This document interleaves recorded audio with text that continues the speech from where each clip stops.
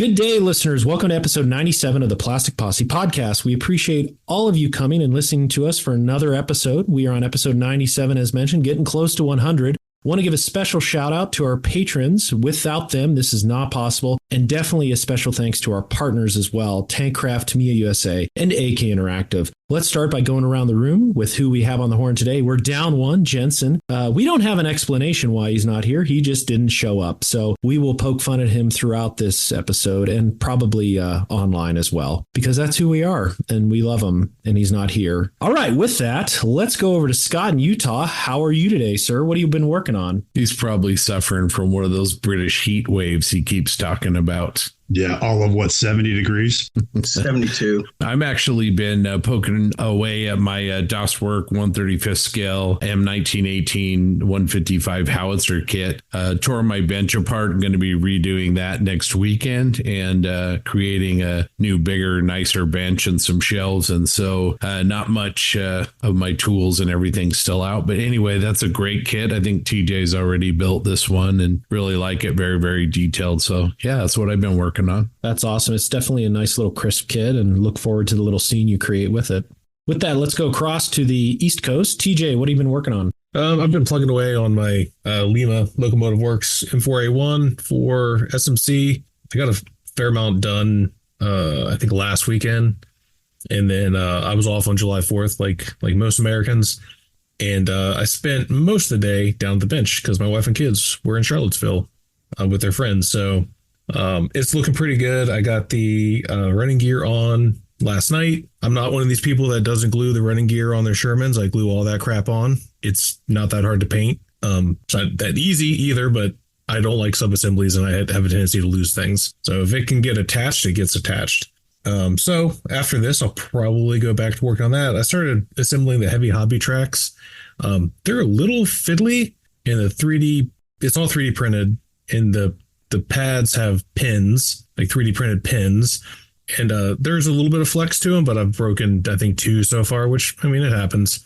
But they're really nice. They're like nice and worn rubber. I think they're T41 tracks or T51. I can't remember what I bought. But yeah, that's what I've been working on. I'm getting really close to finishing the substantial construction, and then I got to build the engine. I saved the engine to last, even though it's probably the most complicated part because it gets painted first. So I didn't want to build it and then set it aside for a month and either damage it or, mess it up in some way while I finish, try to finish everything else. So hopefully this weekend I can start building the engine and then get it into paint. Nice. That's going to be awesome. Love the SMC build coming together. And I'm the same way as you. Put everything together and then paint it. It's just so much easier. I think we all acknowledge we're better with a brush than a super glue on some sort of toothpick or something to attach these things, and you ensure alignment's all good. So with that, let's go back to Utah. Doug, how are you, Master of Serpents? I'm well. Waiting for some eggs to hatch, as a matter of fact, speaking of serpents. I have been, after the last one I was on, we talked about cleanliness in our rooms and around our model benches, and I've been cleaning this room, kind of like Scott's talking about. Yeah, I got most of the kits that were rolling around in the closet now. That's a plus. I'm still working on that Messerschmitt. Got a little bit more work done on. I'm getting close to decals. Printing like crazy, painting some turtles and tortoises and having fun with that. Just, I don't know. I just can't get myself to stop printing. I just want to find the next thing and go. No, I totally get that. I've been on a printing craze as well. It's addicting. And once you're in the zone, you just do it because, I don't know, there's a mental buildup. I think we talked about this, a group of us a couple of days ago. I was talking about it with Jackson, where own a 3D printer. It's awesome, but there is some moments where you're like, oh, I have to clean it or get it ready. But once you get it ready, it's like off to the races and you don't want to stop. Yeah, you have a misprint, and then you got to go figure out what's floating around in that resin before you can start something else. You got to dump the whole thing, and that's always a pain. But yeah, deal with it. It's worth it. I tell you what, and we'll go on a tangent real quick. Scott actually turned me onto this. I have a file called Clean Slate where I have the whole build plate, and I think there's a default setting where you can use it now too. But I have found that if I have a misprint, I just do a clean slate, pulls everything out, and then good to go. And I haven't drained my resin since I've owned my printer 2 years ago. I'm the same way on my printer. I have it's in my tool section. It's a clean slate, and I run it twice. and it gives you that little layer on the bottom. And I just take a blunted toothpick and pop that off and just pull it out. And I haven't changed my resin either. So it's something to think about. I was unaware that was a thing, and now I need to do that. Yeah, I don't know if it's a default setting. Some people have said it is, but I create, I don't know, a couple mil thick, and then I just do the whole build plate. Yep. And then I pop it out. I take the build plate off and then just clean the sheet off. And then the resin, there's nothing in the resin because it's all baked into that layer. Yeah. So it just, I've never cleaned my bath. I've never done any of that in over 2 years of owning the printer. I'm gonna have to try that. The other thing you can do is if you don't have a clean slate file in your tools, is just run the exposure test for the whole screen and just run that for 30 to 60 seconds. And then just same thing, just peel the exposed resin off the bottom and it'll capture all the little bits and whatever's floating around in there.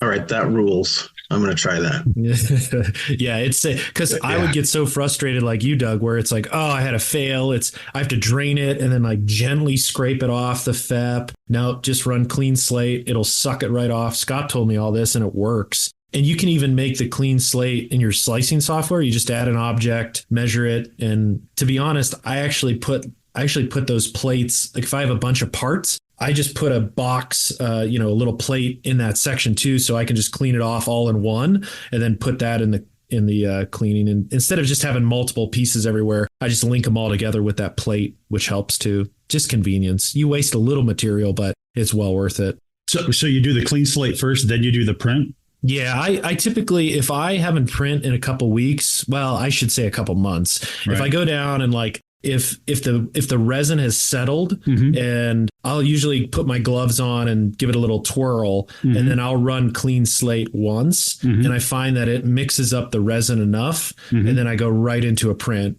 Oh, wow. But yeah, listeners, try it. I thank Scott for this. He turned it on to me again 2 years ago because I was telling him like, man, another fail. I got to drain it. I got to clean the FEP. I got to be really careful. He's like, no, man, just make a box the size of your print bed and print that. And it's, I don't know, it's like what, 10 layers maybe, if that, just enough to create a sheet of paper essentially. And then you can peel it off and it works great. So the more you know. All right. We went down a little bit of a tangent there, but thanks, Doug, for that. I think it was valuable. I'll kick it over to Grant. I've just finished a Roman Centurion, Cavalry Centurion Auxiliary last night.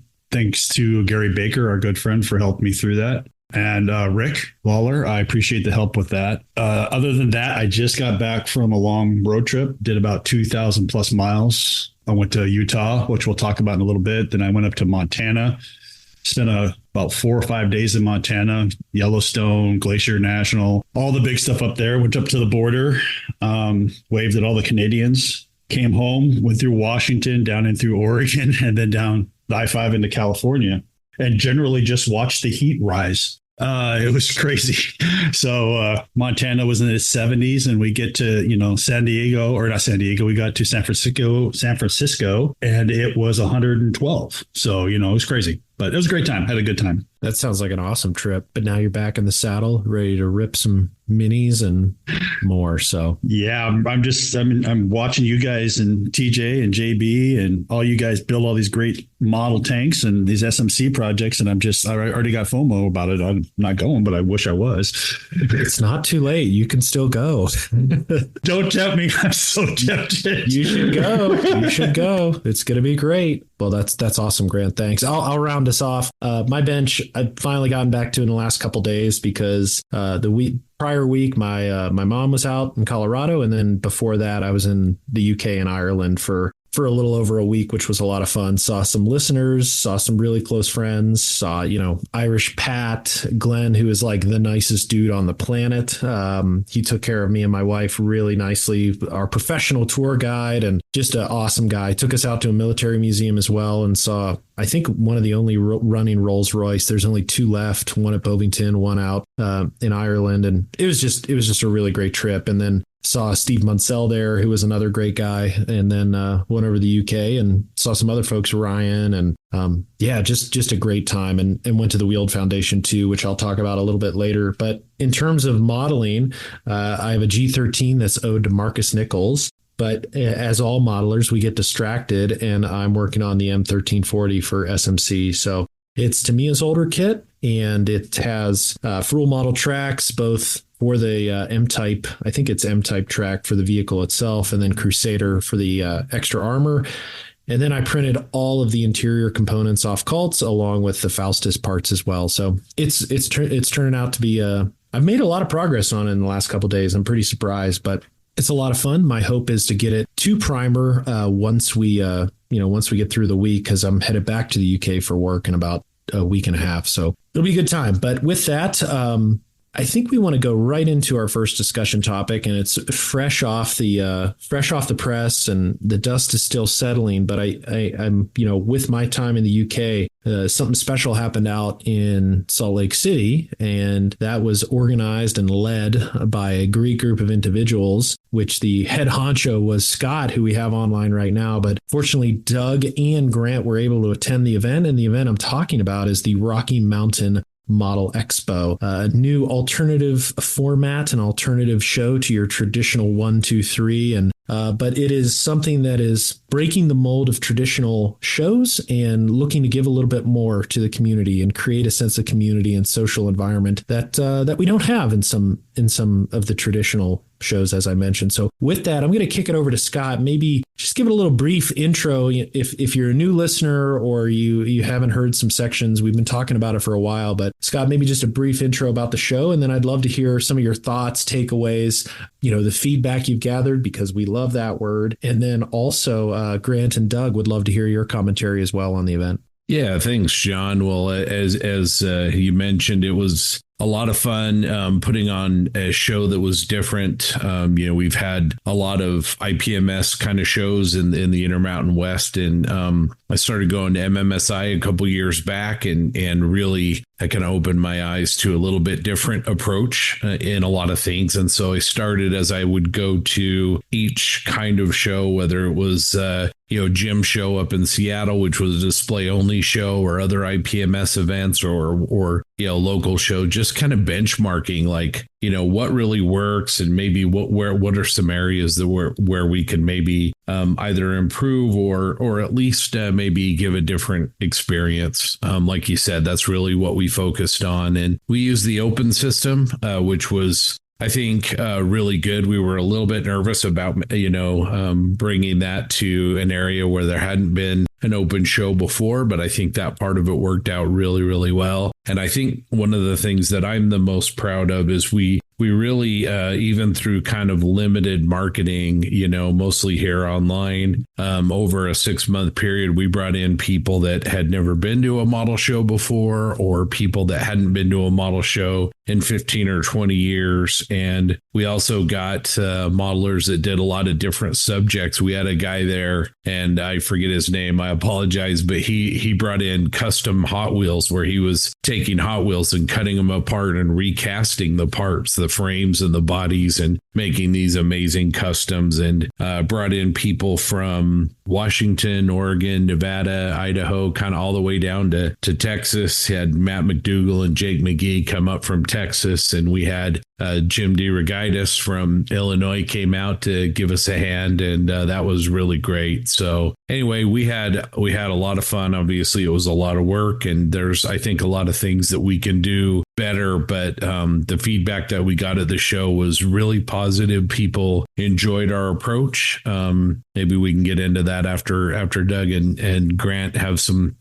time to talk about what they saw, but they really liked our approach. And the thing I think I'm the most proud of was the diversity. We had a lot of families coming, a lot of females that attended our show, which was great, a little bit atypical that way. And also the when we asked people in our survey, what did you think? What did you like? Are you coming back? Overwhelmingly, the feedback we got was we'll definitely be back next year. So anyway, just a lot of fun, really enjoyed it. And I think the crowds really enjoyed it. And we'll set our sights on setting a date here pretty soon for Expo 2025 and try to do an even better job next year than we did this year.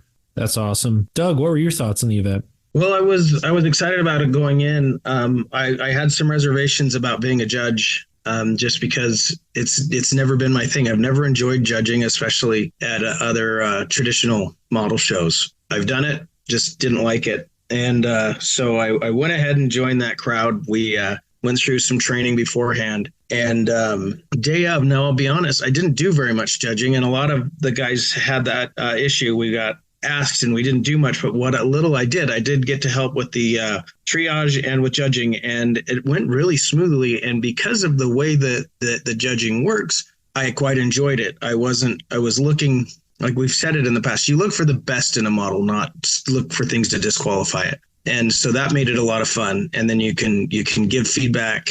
We all wrote down on the sheets. I know there's been a little, not everybody's gotten their feedback yet, but we would write down on the sheets what we saw, what we liked, maybe a little pointer of what could be different, but also lots of positiveness there. As far as the atmosphere, man, that room was 4 walls of vendors. All 4 walls had vendors on it. There was a lot of people there selling, which was great. Most of the tables set out for displays were filled, which was wonderful. I'm afraid they're going to need at least another row of tables next year. And it was amazing. It was a great work. Fun to see every single modeler's work represented in one place. So if I see Cameron Corliss's stuff, it's all of his stuff. I don't have to say, well, this I think might be Cameron's because it's not named. These are all you label them with your name, and then all of your stuff goes in one spot. So it's fun to see a collection like that and not have to guess at whose is whose and where it is, and it's all stuck in limbo out somewhere in a different category that you might have missed. You see it all. It's great. That's awesome. Yeah, it sounds like a wonderful time. And I'm sure Grant, you share some of his sentiments as well. Oh, definitely. I mean, it was a great time. I was able to bring my wife and my father-in-law. We were in the middle of our vacation, so we stopped in there, stayed there a couple of days. My father-in-law had never been to a model show, so he was quite impressed with the variety and the of the builders. He liked the way that things were set up. Same with me. Everything was very comfortable. Scott and Barry and Joan and well, everybody, Josh, Brandon, everybody did a fantastic job. Everybody was greeted, this is how you do it. This is when you walked in the door, they explained everything to you. There was judging training beforehand. I mean, weeks before the show, we had a Zoom meeting and we talked about the judging process. There was quite a long judging review again before judging started. We actually judged a category of a person's stuff. So everybody saw how it was done and what it was, the process and how it was done. It was great. I'm like, Doug, I haven't judged in a while because of reasons. But this was very positive. And I'll just beat the ground again. They are looking for the positives in everything. It's not going in and looking for a negative. It's going in and looking for the best of your work, what you do well. We can see your growth and what we think is your best model. Now, you might not agree with that. It happens, but Jim brought up a great point from MMSI is that when we let a modeler pick his best piece, more than likely there's probably a better piece on the table of his work. I don't know why that is, but it makes sense to me. So all of it went well. The people were fantastic. Scott, you're going to have to help me. I don't know the gentleman, the sergeant major there at the armory. Sean Earl was fantastic. What a great host. What a great location. Tours of, Blackhawks, Apaches. The rounds were out so they could see live rounds or training rounds and all kinds of stuff. So it was a great time. And, I just want to, wave the flag that Scott and his team did a fantastic job. Yeah, thanks, Grant. I kind of want to build on that. I mean, we had a lot of people that helped us with our success. First and foremost, Rick Lawler came out brought a bunch of AK Interactive stuff and did demos. And man, he had people at his table all day long. He had the new markers, the real color markers, and pencils, and a bunch of kits and everything. That was a big success. And just want to thank Rick. And Rick, if you're listening, please feel better. He's been a little bit under the weather. We want to thank Doug and MRS Hobby. They were kind of our anchor sponsor, and appreciated their support. And Doug is really committed to getting this show going and helping it grow. We really appreciate that. Bases by Bill did an unbelievable job on the awards. The awards were beautifully done. We wanted to try and make something that was affordable because we were a brand new show, but something that was really classy. And we got these beautiful, especially the special awards. We got these beautiful cherry wood with raised printing on them awards that were just fantastic. And our gold, silver, and bronze awards were really nice and a little bit different as well. That's kind of what we were shooting for. And then obviously the award sponsors for the special awards, including Grant and JB and the Posse, as well as our friends at Modeling Insanity, the Model Geeks, and PAXCon team, Tim and Darren. Thank you for your support, and for everybody that supported special awards. Mark and Jamie just really helped us a lot, and the awards were a lot of fun. With Mark and Jamie, they have a barbecue business, and they sponsored one of the awards, was the Tastiest Subject Award, and people seem to really kind of like that and kind of get into that. And then lastly, the team that put so much work in, Barry Biediger, Small Subjects, he ran our contest. He's one of the dynamic duo that runs the MMSI contest every year, and he was amazing. As I mentioned, Jim gave him a hand, and that was fantastic. Josh Buck, good buddy of mine, Brandon Mickelson, the guy that runs our local AMPS chapter here, and a good friend. Sean Earl, as Grant mentioned, he was kind of our host because that was his building. He's a command sergeant major in the Air National Guard here in Utah, and did a great job running everything. Jeremy Ballou, he did all of our photographs for the show and did a really great job. And then Cameron Corliss, he did our logo and our internet stuff, and a whole bunch of a million small things as well. So that team really worked hard to put it all together, and just really made it a success. So, looking forward, we're hoping to, kind of build on it. I think we're going to go to a 2-day show in 2025.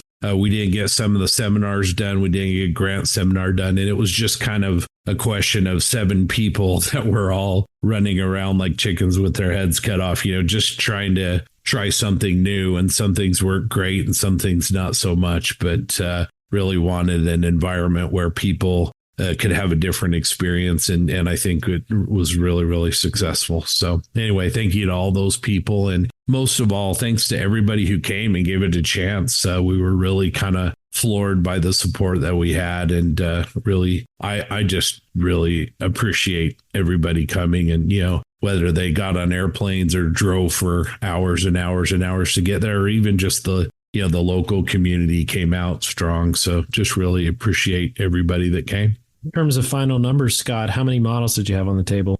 We're kind of not exactly sure, something we need to do better, but somewhere between 310 and 350. There were some display models that didn't get captured, but somewhere between 310 and 350. Nice. For a first show, I don't think you can ask for much more. Yeah, it was really, we didn't know what to expect. I think 2025 will be a lot stronger with word of mouth, and then us having a little more time to prepare for it. But it was a pretty decent turnout. Like Doug said, we'll probably have to make some alterations to the floor with the number of vendors and the number of tables for displays, because we did fill most of the tables up. We had a nice venue.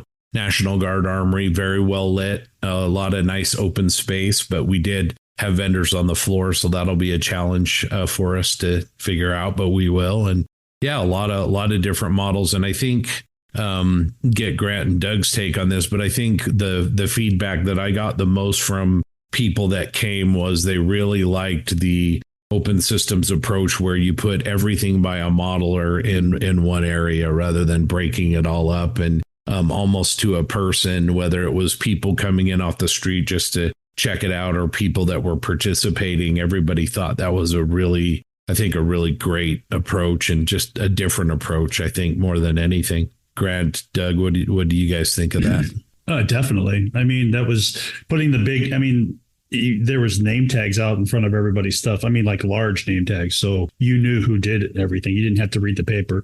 So that was very good. And we had name tags on, people had name tags on. So you just say, hey, this is my stuff. And, this is where I'm at. I mean, you had gentlemen there that were specifically planes. You had specifically armor or specifically figures, but you had guys that had tables of everything sci-fi. He had his sci-fi stuff next to his car, next to his tank with a ship model. And, it was seeing the expanse of that was just really, really impressive. Yeah, I agree. When you go to a traditional show and you go out there, you're going to see models and you're not going to know whose is whose unless somebody's there to tell you that that's theirs or that's their friends. You won't know. And it's going to be kind of lost in like a crowd of the same type of aircraft. You're going to see a whole bunch of Phantoms and a whole bunch of Tomcats and a whole bunch of Mustangs and a whole bunch of Messerschmitts and Spitfires. And they're all going to be kind of clustered in together as a type, and which is cool, but it also kind of gets lost in the shuffle. So when you see it all as one person's collection, now you get drawn into that person's skills and you can see what they're doing and you can see the different places that they excel and what they're doing really well. And if you want to talk to that person, they're there to talk to. I really liked that aspect a lot. That's awesome. Well, I'm certainly looking forward to next year. We'll just have to make sure we deconflict it with World Model Expo because a group of us will be going to France for that. But super excited for next year. I think, like you said, Scott, the only place to go is up. You've learned a lot. You've gotten a lot of great feedback from folks. The initial support has been amazing. Again, thanking people like Dukes, Jake, people driving in from, I think they came from Washington and Idaho and all over the place. So certainly a great rally behind the concept that you're looking to promote, and I love it. The Plastic Posse podcast is sponsored by Tankcraft. In addition to their awesome cutting mats, Tankcraft also makes some incredible scale modeling tools for your workbench. Want to keep extra thin cement off your bench and in the bottle where it belongs? Check out Tankcraft Glue Base, designed to stop glue spills in their tracks. The glue base is made from solid milled aluminum and comes with a stable rubber base pad and can accommodate most square and round cement bottles. And while you're there, check out their line of cutting mats and other unique modeling tools. Remember, Posse listeners get 15% off their first order by using the code POSSE15. So head on over to tankcraft.com. That's TANKRAFT.com. With that, let's go over to what we found on Facebook and specifically what's in our group. So with that, I'll kick it over to Scott to lead us. Yeah, I'm going to go with model, and I think the guys actually might have talked about this a little bit last time, but I'm working on it. To me, a comment, and Ken Childress, who's a recent guest of ours, he's working on his, and man, just the texturing work that he's doing and the extra welds and details and aftermarket he's adding, it's just going to be a beautiful build. He's doing a really good job, and so it's great to see that. And Ken, if you're listening to this, just super job. Really, really like what you're doing, and the turret especially. I think his turret it just looks like it should. Really good. I mean, we wouldn't expect anything less from Ken. He's a great builder. So that's what I saw that I liked. Nice. I can't wait for you to copy it. With that, let's go over to TJ. Yeah, unsurprising. I'm going to pick John Hale's T1E3 Aunt Jemima, quote unquote, mine roller. I think Pig Models makes it, which I've never built anything from them, but it is available, I think, through Squadron. I think you can definitely get it from them. It's just a bunch of big circles attached to the front of a Sherman tank. It's pretty cool. And he did this in A1, and it's got cast in applique armor, which I want to say was Press Steel Car made that whole. I can't remember, but he did that all himself. And it looks really, really good. So he's been sending me pictures of it before they get posted too. So I get the little inside track, but man, it's awesome. I want one of those Aunt Jemimas. TJ picked a Sherman. That's weird. I know. Yeah, surprising. After picking a bunch of German stuff the last couple of weeks. I'm just glad to see you're back to center. Doug, how about yourself? I'm going to go with something Maschinenkrieger here. A friend, Craig Flynn, did the SAFS Mark III. It's the AR R8 from Wave. Really well done little kit. It looks like he had a lot of fun with it. The finish is perfect. The interior around the pilot, very, very well done. Just like to see something like that on our page. Thank you, Craig. Yeah, it's really well done. I'm gonna miss seeing Craig at the Nats this year. I don't even know if he's traveling over, but we won't see him, and that's the important point. So looking forward to catching up at some point in person. With that, let's go over to Grant. I did Melroy Eyes Cobra attack helicopter in 135th scale. It's the Academy kit. Really nice job on it. It's at the Academy. The Cobra is a really cool, very thin attack helicopter, Vietnam era plus. I think they served in the Gulf too in the 90s. So it's a really cool kit, doing a great job. I also want to throw a second one in there if you don't mind. Scott posted this, but Adam Wilder's M22 Locust is on the page, which is beautiful. Adam is an amazing builder, but I mean, if you look, there's an overhead shot of the vehicle and you look down where the driver's compartment is and you can see the wetness and it's just, if you've ever tried to put like rain streaks or not streaks, but actual wet on a tank or anything like that, it's got to be hard. And he just nailed it. And I just want to say both those guys did a fantastic job. Yeah, that's awesome. That Adam Wilder is hot off the press this morning. I'm gonna comment on the Cobra just because I remember when I found out this years ago that the Cobra is based on the Huey, and it shook me because I was like, "What are you talking about?" But they really share a fair amount of mostly internal components, obviously. But yeah, it was developed from the Huey. Wow. Yeah, I had no idea. That's crazy. That's cool. Yeah, look at the original ones in Nam. Essentially, the forward fuselage from like the engine forward is just a different fighting compartment, but the tail boom and everything is the same essentially. And now, granted, they've evolved, and the Super Cobras now are just freaking badass. Yeah, the Whiskey and the Zed Cobras are really, really wicked. Well, hey, if Grant gets to, I want to talk about John Everett's 1/20th scale. I think it's a Nichimo. That private aircraft, I think it's a Piper. Oh my gosh, the paintwork he's doing. I love the way he's layering in the color on those green stripes. Fantastic. Yeah, he's cornered the market in those kits. I think he's built 4 and has 4 unbuilt. And I think he holds the Guinness Book of World Records for most owned Nichimo. What are they? 124 scale, 1/20th scale? I think they're 1/20th scale. Yeah. And I think they only made like 30 of them. I think he has like 8 or 10 of them. So yeah, we were talking yesterday down at the museum, and he's done like the primary colors, and we saw a brown one, or brown livery on a Cessna 182. I'm like, John, you got to do that next. He's like, I think I will do a brown one. I'm like, so he's all in with those.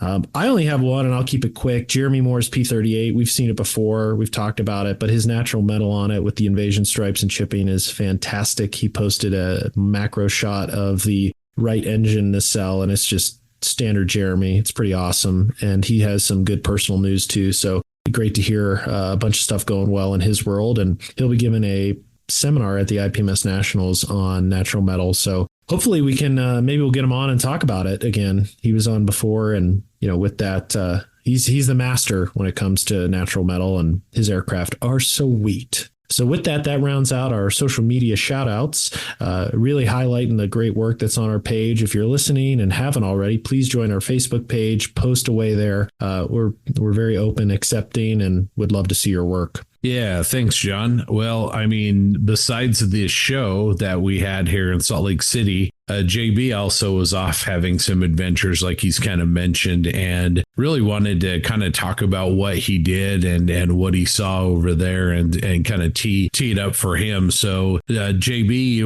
while you were over there in England and Ireland and sampling the fine cuisine and pubs over there, you also got some modeling adjacent activities in. So tell us a little bit about where you went and what you did and some of those details. Yeah, I'll start up with the UK and then I'll go back to Ireland. In the UK, met up with Ryan, who's a listener. Great chap. We met for breakfast. Then we went over to RAF Hendon, which is a fantastic free museum. It's on the tube. You can easily get there. The Collindale station is closed for, I think, a couple more months. So you have to either go a station before or after it. The walk's about 20-30 minutes, but he was kind enough to meet me at Burnt Oak, which is one station further. Had a nice breakfast. Then we went over to the museum. And then we made the walk over to Hannets, which was a lot of fun, and seeing the folks there. It was, for those that don't know, RAF Hendon, again, just a simple tube ride out of London. Takes you about 30 minutes to get there, if that. And then right next to Hendon is the shop Hannets, which is known and loved by all UK modelers. But really, really stoked to go to that hobby shop, take Ryan there, and then actually met a few listeners, which was great. So Bob is one of the workers at the store, and he was super cool. Plastic Posse sticker's still there. And then Les, super nice guy, walked up to me. He's like, I recognize your voice. I'm like, well, I do co-host the Plastic Posse. Don't stab me. But no, it was really cool. And it's always great to go out into the wild and meet listeners, go to cool hobby shops and just hang out. And that's what we did there. And to be honest, I think we spent just as much time at the museum, or sorry, I should say at the hobby shop, as we did at the museum, because of that social aspect, getting in there, talking to folks. And it honestly reminded me of kind of a Plastic Posse hangout where folks just kind of roll in, because I went on a weekend and it was, I went on a Sunday. I went Sunday morning and we got there right kind of when they opened around 11, and the locals roll in with their models, and it's all talking and showing off the latest products and processes. So again, it was like a club meeting in a hobby shop, just with patrons. So if you haven't gone and you're visiting London, definitely go to the RAF Museum, definitely go to Hannets. In addition to that, I went to the Wield Foundation, which is a charitable trust that was established back in 2003. And it is just an exquisite place, an exquisite collection. It's all really around the founder, which is Mike Gibbs, super nice guy, incredibly knowledgeable. And another trustee on their board is Hillary Doyle, as we all know and love. And they hosted a members day on June 22nd, I believe it was. And it was on a Saturday, and timing just worked out because my wife was going to Taylor Swift, and I was like, I'm going to go to this. And it was awesome. Again, I was in London. I took about an hour train ride down. It's down near Yalding, which if you're in London, it's quick chain ride on the Southern Railway, service provider. One transition. I didn't get off at Yalding. I got off on another station before it. And I regret that, just because it was shorter in distance, but absolutely terrifying walking through the English countryside, because there is no room to kind of get out of the way of vehicles. So I found myself standing in hedgerows as I was making my way the 3 miles to the Wield Foundation. But Yalding is a good spot because when I left, I drove past Yalding, and I'll get why I drove past it. And it looked a little bit more walker friendly. And with that, you take the train down, you can walk the 3 miles, and then you come up to this little farm road that takes you back to the Wield Foundation. And it was just freaking awesome. Some of the folks I met there, Tony, Mick, Mark, Brian, and Alan, who gave me a ride, super nice people. But essentially, the day kicks off around 10:30 in the morning. I show up not knowing what to expect, walk in the door, walk through the gate, very professional. And what the first thing I see a Yog Panther Hulk sitting there. One of the two they have. This is the Hulk, as I mentioned, that was taken off a gunnery range. But it was just really cool, just sitting there. And I'm like, oh, okay, well, I wonder what else is here. So with that, we went, and the first presentation in the morning was Hillary Doyle, who gave a review of the German reconnaissance vehicles from World War II, which was great. It was about an hour and a half, about an hour long, actually. And it all focused essentially on like a Panzertrax book, talked about German Recce, their evolution, the different types of vehicles, and then specifically focusing on the SDKF 223, which was the debut for that event. After that, they pulled out some of their vehicles and had more discussions. There was another presenter. He was from the Royal Engineers, who talked about kind of reconnaissance, the impetus of it in modern day reconnaissance and how it's used, which was great. After that, there was a lunch break. And at that point, they pulled out their SDKF 251, their Kettenkrad, the D-Mog, a Schwimmwagen, and a BMW, and they offered rides. And for 40 quid, I'm like, I'm never going to get to do this again, probably. So of course, I went for a ride in the 251 in Kettenkrad, which was great. And then following that, they had a presentation on the SDKF said 223 that they had restored. So we went into another building. They gave a great presentation around the provenance of the vehicle. And then at the end, it was really cool. They opened the garage door and it rolled up, and it was a beautifully restored 223. And then they backed it out, drove it to the field where they gave rides in, and drove it around the field with a SDKF said 222. So for such a small museum, it has an incredible collection. And then I was fortunate enough, I connected with their social media director, Duarte, who's a super nice gentleman. And he took me into one of their sheds for about 5-10 minutes. And I got to climb around and in a Jagd Panther, see their Stugs and a few of the other interesting vehicles. And there's so much to talk about the Wheeled Foundation. I don't want to get too much more into it because I asked Duarte to come on and talk about it. So we're definitely going to have him on at some point to talk more about the foundation, some of the vehicles there, which is super unique history. Yeah, just learn more about it. If you're interested, again, it's very simple. Go to wheeledfoundation.org, be a member. It's a great way to support. And then you just get a lot of cool information every month and then have the opportunity to see these vehicles. So I just wanted to highlight the Wheeled Foundation. It's an amazing place, and just join, go see it. It's amazing.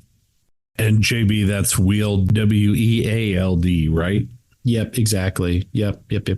It's just really freaking cool. It's unassuming. It's a very small museum, and I shouldn't even say museum. It's a couple buildings that they have these exquisite vehicles in, and it's just freaking awesome. And then I'll just briefly highlight, when I was in Ireland, I went to the Carrow Camp Museum, and I apologize if I mispronounced that, but Glenn Phelan was kind enough to take my wife and I out. She enjoyed the sheep because there were free roaming sheep on the museum grounds, or I should say the Irish Defence Forces base there on Carrow's camp. But the museum itself was really cool. What I love about the Irish is they're very proud of their history, and they're very proud of all of the history and the assets that go with it. And they had a Churchill there. They had a Comet. Some of these vehicles I didn't expect to see, some armored cars. And then kind of the creme de la creme is in another building that Glenn was kind enough to get someone to open up for us. And they had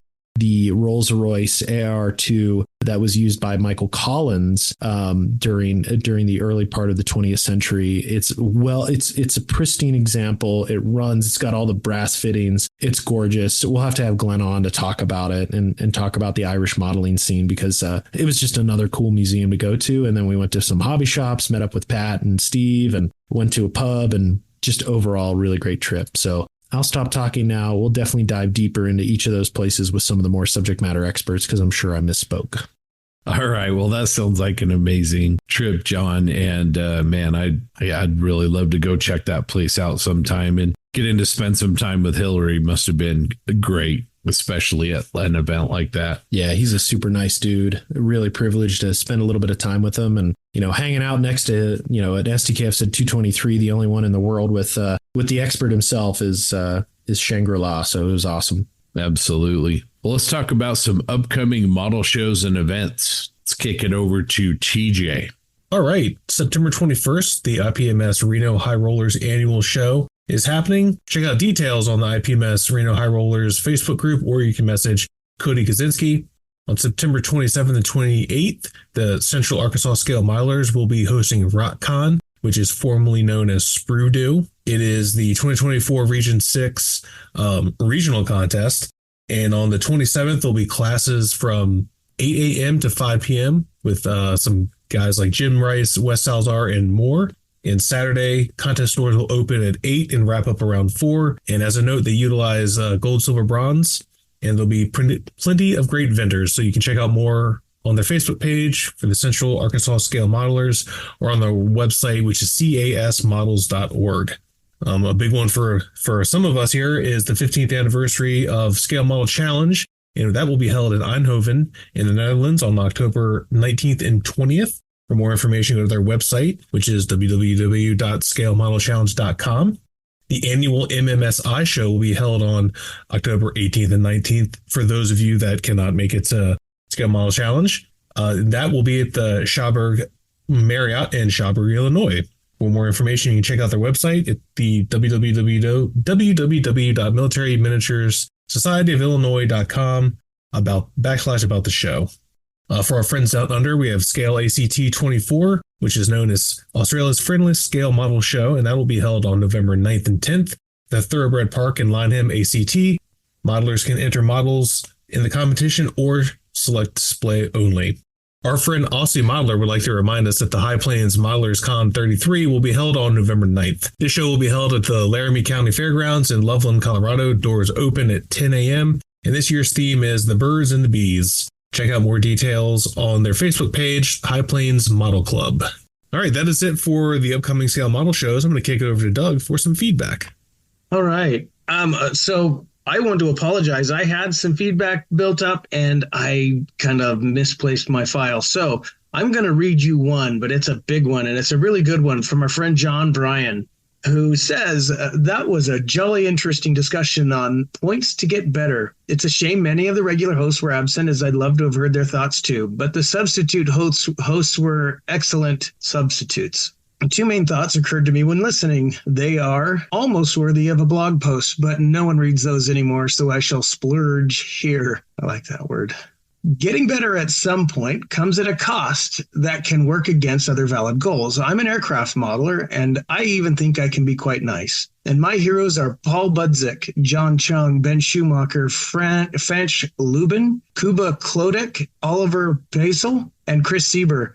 They're in the league or leagues ahead of me, and I roughly know what I would need to do to work towards promotion to such heady heights. But the main ingredient it requires is time, tons of time. But I don't want to spend ages making a great model. I definitely want to make better models, but there comes a point when that goal conflicts with the goal to make a collection of models, and I choose the latter. I know I'd just be much happier making lots of slightly above average models at a rate of 5 or 6 per year compared to the equivalent time put into one great model that took 12 to 24 months. And I know that makes me a hack, but I think there are quite a lot of us out there. His second point is passion. I hate that word. Only kidding. But like my aversion to calling art modeling fun, I would never use the word passion in relation to modeling. Obsession, yes, but passion, no. I don't think my hobby can live up to what I associate with that word. Absolutely more power to you if you really are passionate about a subject, but I feel pretty meh about everything I model.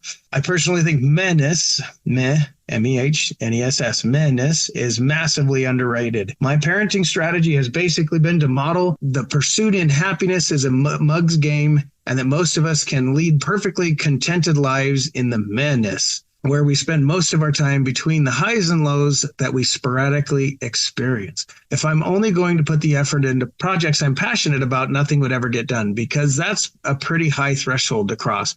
I come down much stronger on the discipline side. Decide what you want the result to be and just do it. Just to be clear, I'm absolutely not telling anyone how to go about their hobby, but as TJ and Jensen said, we like to hear some dissenting opinions, and this is mine. Thank you, John. That's good feedback from John. I also noticed that John recently actually bent a model, which he I don't think has ever done before. And I think if it makes you happier, then good on you. But John's a great modeler. Doesn't give himself enough credit. So enjoyed those thoughts.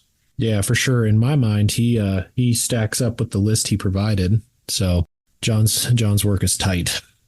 Definitely. And his vocabulary, madness, that's a new one. I'm going to add that to my catalog myself. I like that word.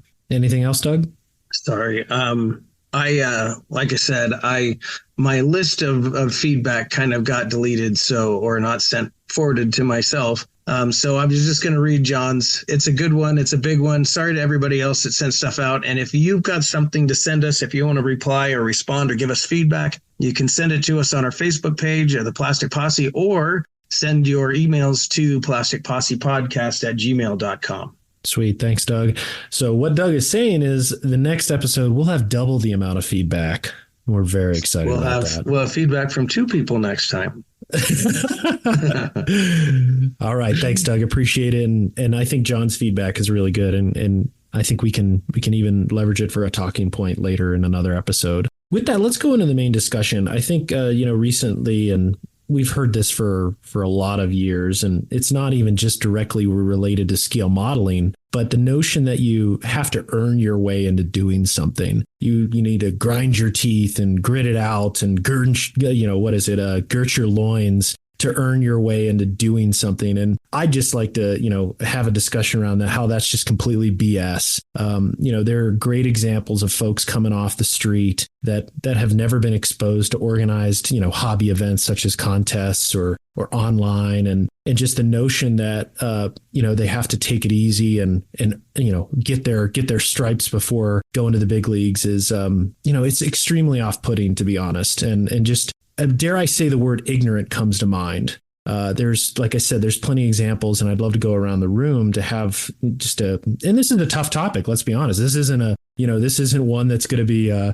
all sparkly lights and rolling dice. But it's one that, it really hits home for me because, as I'm 38 now, but I've been going to, shows since I could walk. And, there's always this notion of, well, how many times have you judged before? Or, maybe you need to enter at the local show before you come to the nationals. Or, hey, you should submit your articles to a society mag or put them online before you even try to attempt to reach out to, the Tamiya model magazines or Military Modelcraft International. And again, that's just all BS. That's just dumb. And if you follow that, you're just being hamstrung for no good reason. You got to put yourself out there. You got to take a chance. And, a lot of people are great modelers and a lot of people need to be showcased. And again, we're not talking about, the military and becoming a general, for crying out loud. We're talking about a hobby, and this notion that you have to go to OTS before you, go to the nationals and enter. This is bull. So, with that, I'll just pause for a moment, and I have a couple examples to illustrate this, and I'll just kick it around the room to get people's thoughts. But TJ, I think you're aligned with me on this. What are your thoughts here? Yeah, so this is one that we've talked about. You and I have talked about a lot. Yeah, it's bull.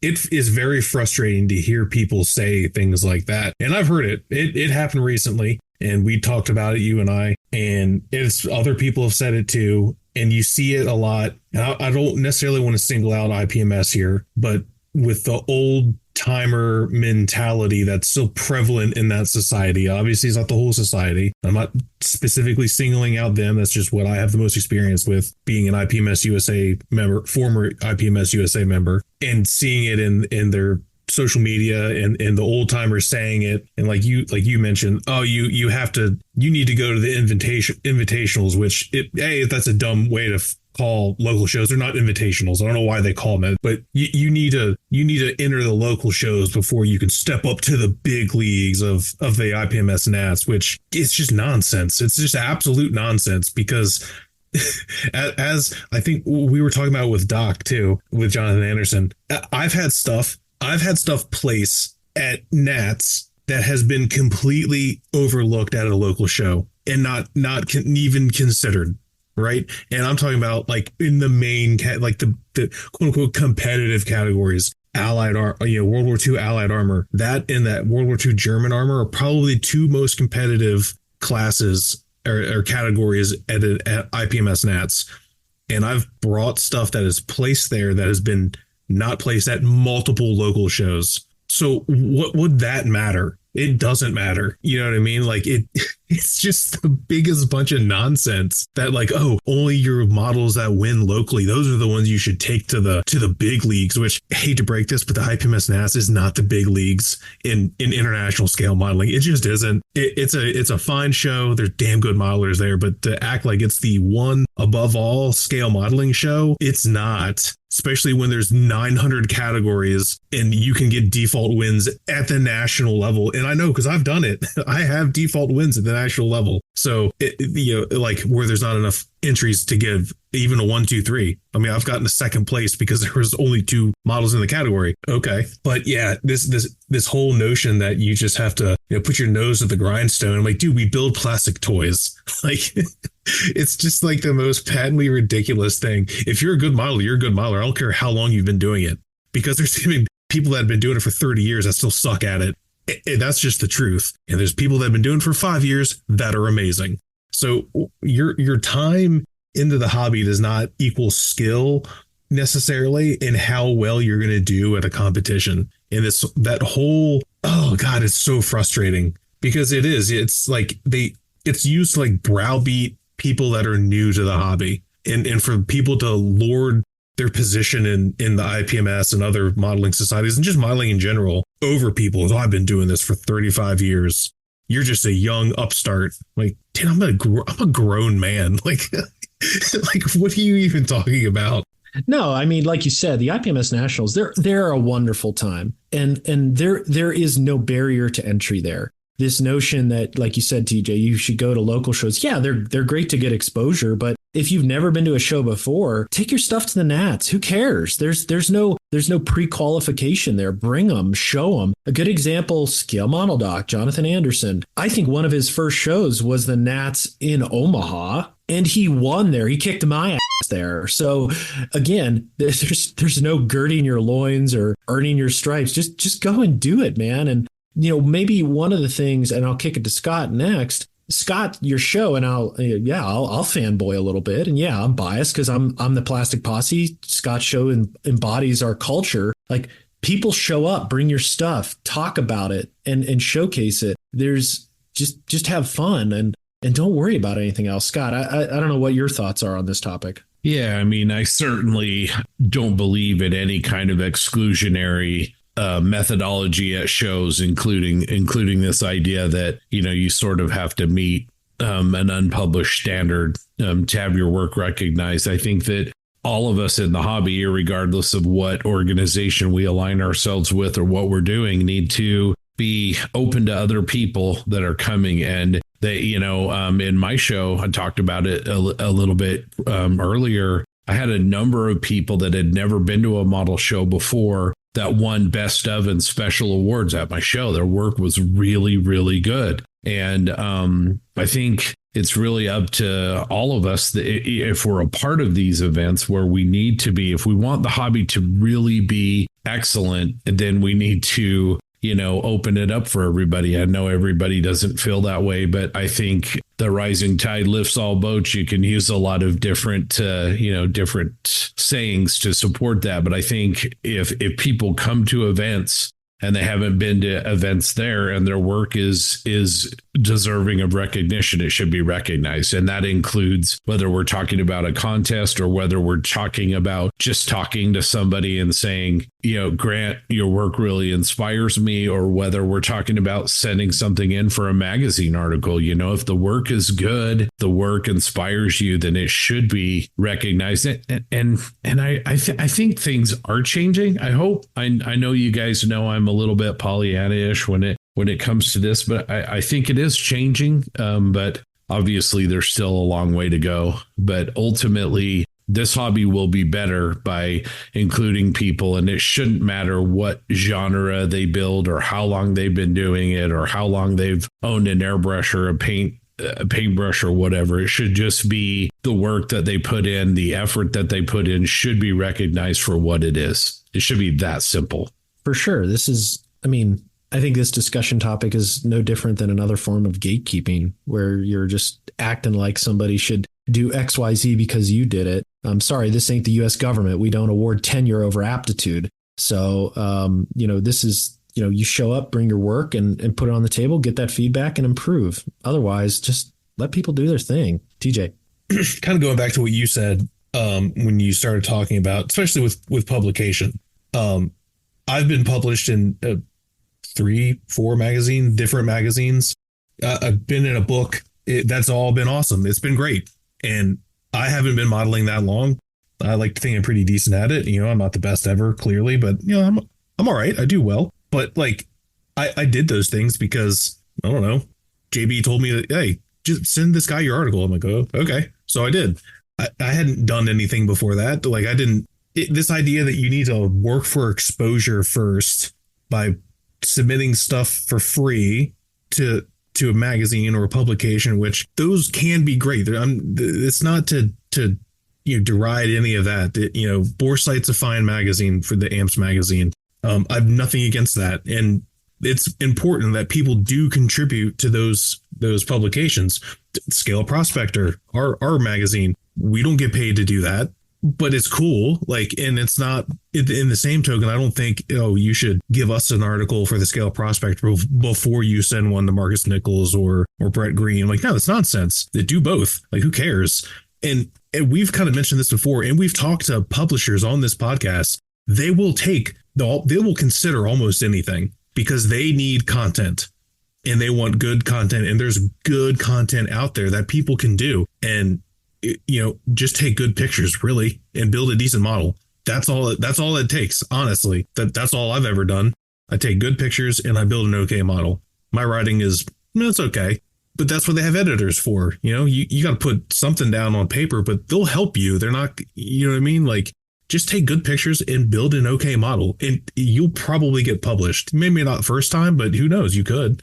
Yeah, TJ, I think you're 100% right. I mean, they want content. They'll help you with your content, and it's going to be out there.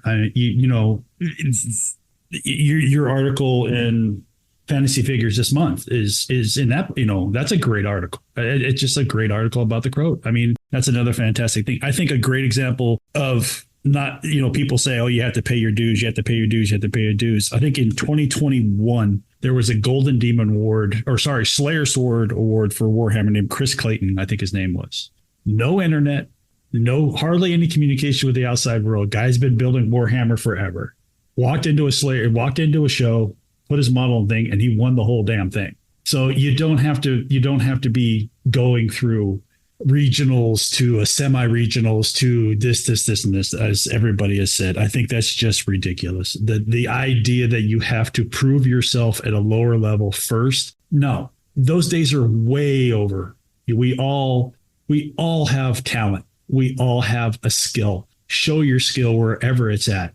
You know what? And and I'm gonna, like JB, I'm gonna wave the flag at Scott too. The thing is, the design of the show that we had in Utah was that everybody had their name out there and you could see it and you could talk to people and you could learn from them. That's what we need to accept. That was what was great about it. And you learn from that. And, I think that's the whole idea that you have to pay your dues in some certain way is just ridiculous nowadays. Yeah, for sure. And just nail on the head with the article stuff. In terms of, I'll use myself as an example. My first article, it was probably coming up on 10 years ago. I'd never been published before, started getting serious on modeling, mimicked what I saw in articles in terms of how photos are posed with product and, talking and all that good stuff. And I sent Marcus Nichols, I'm like, what, do it. What did Wayne Gretzky say? You miss all the shots you don't take. And lo and behold, a couple months later, the T-34 I built was on the cover. If I followed the guidance to grind it out, submit it to, a smaller pub or, a freebie or whatnot, I don't know where I'd be today in terms of that. I mean, it's a strong statement, but it's like, it'd be a waste of time, to be honest. Go for broke, take the chance. And if you don't know, just ask. Like TJ mentioned, people are willing to work with you. They'll give you feedback. All of us here will help. And I've done that a couple times where it's like, oh, you want to write an article? Cool. Well, send me what you got. I'll look at it and, yada, yada, yada. But I'll be honest, I don't even say that much when people send stuff to me because it's freaking good enough. It's always good enough. If you're, especially today with an iPhone, it's, techno whiz bang stuff, but it's the iPhone. You can take good photos, and magazines today take benchtop photos from an iPhone, and you can easily get a photo booth and use your iPhone. So, or an Android like Aaron Cook. He's the guy, he's the green bubble in the sea of blue, but we accept him. We allow him to join us. And that's why we use Facebook Messenger. So we don't have that green blob on our texts, but I digress. Anyway, I think bottom line is, just put yourself out there. Don't be afraid. Don't take advice from someone that tells you you have to pay your dues before you earn your way into something. That's all BS. Yeah, I mean, it's not the NHL. I mean, you don't have to play. You don't have to play for a minor league team before you get called up to the major leagues, and then work your way through the playoffs to get into the big show. I mean, it's not how scale modeling works. Yeah, it's like we build toys, guys. We're talking about toys.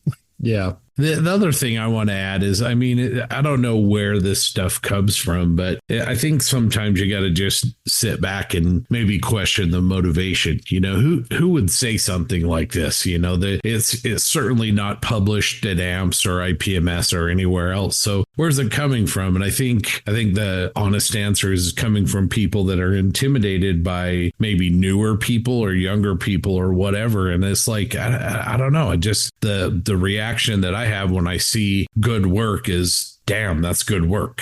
You know, I don't understand, I guess, the idea that there needs to be fear or being intimidated by it. I think if you encounter it, I would say move around it like we've all talked about it. And because you'll find a place where people are going to want to talk to you about it and do want to be inspired by it and do want to publish your work. If it's good work, it's good work. And, if you run into that, I would just say that says more about them than it says about you. Scott, where that comes from is there is a certain mentality in certain people. This is, of course, not a blanket statement that are protective of what they feel is theirs, right? That's where gatekeeping comes from. That's essentially what it is. And obviously not everyone that's been doing things for a long time is like that. But, I faced it in my trade, in my career, right? Like, when I started, it's not exactly the same, but it's kind of a similar parallel. When I started running work, I was 22 years old. I was young, right? Like, that's pretty young. I was essentially a kid, but I took to it naturally, and I like to think, pretty good at it. Obviously, that's why I was asked to do it. And some people didn't care. Some older guys were like, "Oh yeah, hell yeah, man! Like, awesome. This is how your career trajectory will go. You will let it go up. And this is your first step, and then other guys are just like, I don't want some kid telling me I've been doing this for 30 years. And of course, my argument was always, well, I've been doing it for less, but somehow I'm better at it than you. So I don't know what to tell you. It's like, sorry, I shouldn't have to apologize for that, but that's where we are. That was work related, not necessarily modeling related, but it's the same. I don't know. It's because I feel like they feel ownership of it. And when that ownership is maybe they feel to be stripped away from them through the democratization of information and the interconnectivity that we have, through social media. Even though social media generally sucks, it does help foster connections in a lot of ways, where it took what was a small private club, either literal or not, there's a close-knit community, and now it's out there for everybody, and they feel like, I don't have control over this anymore. This isn't mine. It's everybody else's. And some people don't like that, which is a shame, but I think that's where it comes from. And they feel that by saying the things that we've seen on Facebook groups or heard people say at shows or elsewhere, you got to put your time in like I did. It's just their way of coping with the fact that it's not the way it used to be, and they don't like it, and they don't know how to maybe fully explain that without saying crap like that, if that makes sense. I try to give everyone the benefit of the doubt, but there are some just turds out there. That's just the nature of life. Do you think TJ also might be, I guess, like a fear of change? Oh, absolutely. I mean, not everyone likes change. I don't necessarily like change either. Like, right. I'm a person of habit. You can ask my wife. I can eat the same damn thing for dinner every single night and be perfectly content. I can eat the same thing for lunch every day. Be totally fine. The people I work with, when they see me heat up my lunch every day and they're like, "Oh, that again?" I'm like, "Yeah, why not? I like it. It's good, and it doesn't cost me a lot of money. So, like, what's the problem?" Sure, like it probably a lot of it is they're afraid of change, which I sympathize with. Some people don't like change. Some people love change. Right. That probably is a part of it. And again, this is just a manifestation of they don't know how to process these emotions for whatever reason. Right. Like, right. That's what I like to think. Hopefully a lot of it isn't necessarily nefarious. I'm sure there are some people out there that it is, they do have ill will, but I think a lot of people just say that just because they don't know any better. Right. And that's what they were told. So they kind of, that also has happened in my career too, where bad information gets passed on and people repeat it because that's what they were told. Techniques in scale modeling are the same way. Bad information just gets passed on. And I think that might be a lot of it too. I think like either JB or Scott said, like, oh well, that's what I had to do, so that's what everyone else has to do. Right? Not necessarily. Yeah, I see a lot of it. I mean, you see a lot of it with the newer genres, I think too. I'm just going to throw some stuff out there. Like Gundam, you see guys say, oh, well, this is not a real hobby. These are just toys. Well, so is your F-109 or whatever, so is your tank. It's a toy. They're all toys. I don't care what anybody says. Just because you think something should be knocked down because it wasn't around when you were a kid or whatever, it's not right. And trust me, Gundam's been around a whole lot longer than most people know. And so it just, I see it a lot with that. And that's why I brought up the fact you think it's just a change. People don't accept change. So. If it's all right, I'd like to correct you on something. They are not toys. I tell my grandkids this all the time. Don't touch them. They're not toys. They're grown-up toys. Let's put it that way. Yeah, and unknowingly even reinforcing stereotypes and things like that, reinforcing sort of what people think about the hobby and the people that do it is something that I tend to be kind of hyper aware of. And so when we're putting our event together, that's something that sometimes it isn't even necessarily that it's bad intent, but sometimes the appearance of something is worse than the something, that you can be. And so I think just being aware of it, but I think as individual hobbyists, this idea of earning your way into the hobby or any of these other kinds of ways that are gatekeeping, I think it's just important to remember that, this is supposed to be a recreational activity. It's supposed to be fun. It's supposed to be something that you can enjoy and you can grow from and interact with people over. And so I think, for me, that's just kind of where this all,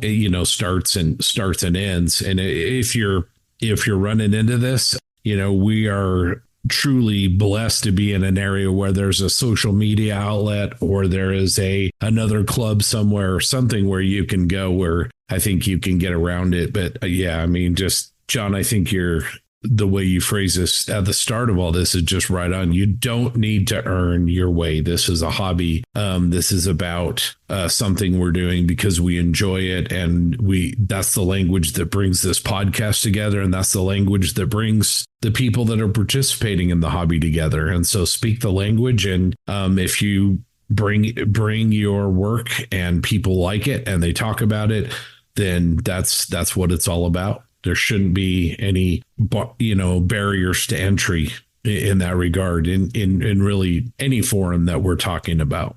I'd like to add, since we started the podcast 4 years ago, how many people have we met? How many friends have we made that got either into the hobby or just back into the hobby for the first time in years because of COVID? So we're talking 2020, who within a very short time were doing world-class work. Just some of the best work you're going to see. And so I would say that you don't have, why would you have to put in that kind of time? You don't have to earn your way. If you can do it, you can do it, and don't sell yourself short. Yeah, 100%. One of the things I'll end on is Jensen, TJ, and I's trip to SMC last year. We had no idea what to expect, but we took our stuff anyway, and we put it on the table. And that was the greatest education there is. And anybody can enter, anyone can learn. And guess what? We learned a lot. And that exposure, not earning our way into it, but like, hey, let's just throw it on the table, see what happens. Talking to everyone there, learning, it's like, okay, now I know what to do. But doesn't mean I'm not playing any games. I'm just doing it. So I thought that was a great experience. All right. With that discussion, one of our spicier ones on the Plastic Posse, please let us know, your thoughts around this. And to be fair, share your experience. If someone's told you, hey, you can't do that, hey, share it. It feels good to talk about these things. And because if we talk about them, we can learn and we can improve and create a better hobby society, I guess you could say, or hobby group, collaborators, patrons, whoever it is. We can create a better group by just talking about these things and learning. But with that, I'm going to kick it over to Grant to talk about a little bit of cross promotion and who else you can listen to in the world of scale modeling. The Plastic Posse is just one of several great scale modeling podcasts. If you are interested in more scale modeling contests, you can head over to modelpodcast.com, where you will find links to many other great podcasts about our hobby. The Posse also recommends several excellent modelers, blogs, and vlogs, such as Stephen Lee's Sprue Pie with Frets, Chris Wallace's Model Airplane Maker, the Scale Canadian TV with Mr. Jim Bates, and David Brian Burgess, the DB Scale Modeling Studio blog. Scott? All right, it's time for merch. I'm no Jensen, but I'll tackle this. If you would like to rep the Posse, you can check out our awesome merch on our Triple P spring page. You can find coffee mugs, t-shirts, jumpers, and yes, even some of our world famous Triple P lounge trousers. You can order all of your stylish Plastic Posse merch on the web at www.loungetrousers.com. Thanks for that, Scott. We're going to wrap up episode 97 right now. Thank you all for joining us. We have had some colorful discussions and would love your input on them. As always, we appreciate the feedback. And if you have any, please reach out to us. Always welcome to listen. We also want to thank again Tankcraft, Media USA, AK Interactive for supporting us. Without them, this is impossible either. And we really appreciate our corporate supporters. And remember, the Plastic Posse is available on YouTube now. And at some point, we'll put some content on there that you can actually learn from and not just hear us. So with that, we will return in 2 weeks with more scale modeling discussion. And as always, have a great week. Stay happy, stay healthy, and yeehaw!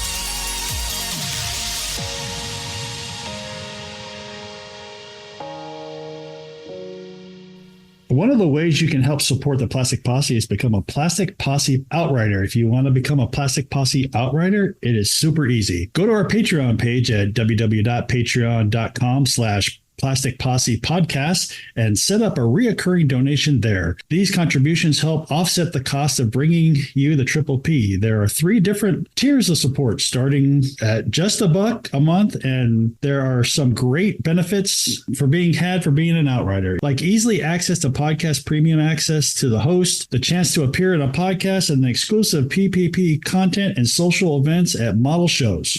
Let's recognize our amazing deputy marshals. These contributors help the Posse do what we do, and we sincerely thank them for their support. Lots of new deputy marshals this time out, including Pat Vess, Winston Gould, John Espinosa, Jake McKee, and Pelagius the Wise. Welcome, everyone. Brett Marquardt, Greg Williams, Nick Wolf, Brian Clark, Sean Earl, Black Hat Scale Models, Ben Hardaway, Craig Jarbo, Adam Jackson, Red Beach One Studios, James Mirando, Mike Norris, Stephen Rodwell, Rick Cooper, Eric Kervina, John Hale, Eric Kane, Logan Hansen, Paul Burdett, Tim Gidcombe, Dan Newman, Robert Blocker, Tyler Moore, Derek Post, Craig Flynn, Scale Model Craft, Ken Childress, Nick Butta, Drew Gardner, Scott Hall, Frank Perrone, The Voice of Bob, Jeremy Diamond, Ryan Smith, Terry Wilkinson, Chris Lovewell, Andrew Collis, Ethan Eidenmill, Steve Baker, Joe Porche, Patrick Brown,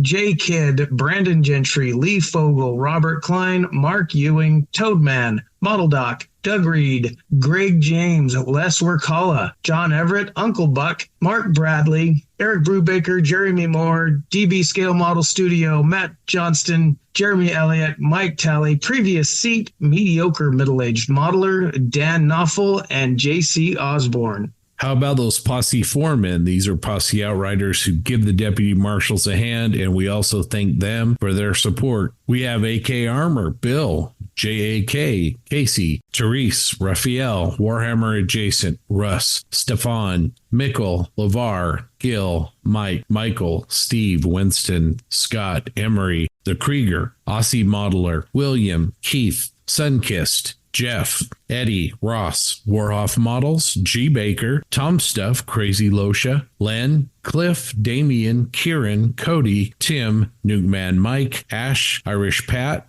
Paul, iBones Models, Mr. Grizz, Jackson, Joel, Chris, Robert, Jamie, MD Models, Papa Steve Munsell, JV, Eric, Matthew, and David. And of course, our $1 and free Posse Outriders. We appreciate all of you like Boss Slots. Thank you, sir. Lastly, a request for all of our listeners. Would you please consider posting a review of the Triple P on your favorite podcast platform? Each 5-star review will help other modelers find the Plastic Posse. Until next time. Bam.